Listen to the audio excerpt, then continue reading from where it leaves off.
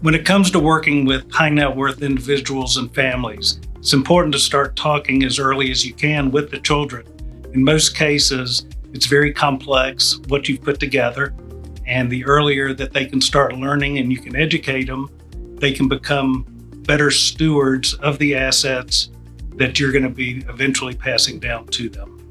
Why are those conversations so important to have early on? I think it's because you don't want a child to be put in a situation where they are surprised by the amount that they might be inheriting and not ready to handle that level of money responsibly. A lot of parents do avoid having conversations with their kids about wealth.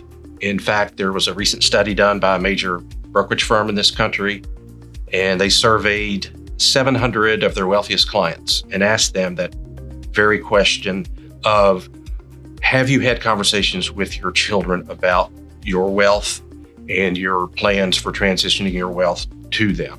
70% of clients said they had not, and they had no plans to have these discussions with their kids. Main reason being they don't want their kids to feel entitled or be lazy or unmotivated.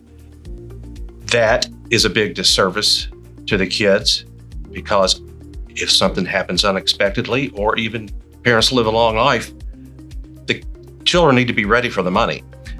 I have seen many families that have kept things private, not showed them what they're doing. Something finally happens. It falls on the next generation's plate. And it's really not fair to them, because it creates a lot of anxiety in a time where you've already had a significant event in the family. Specific subjects parents should discuss with their children when inheriting wealth are certainly, I think they need to talk about the amount so that it's not a big shock when it does come their way. They need to talk about what sorts of plans they have made in terms of setting up trusts, why they set up trusts. Is it just to save money on taxes, or is it for asset protection?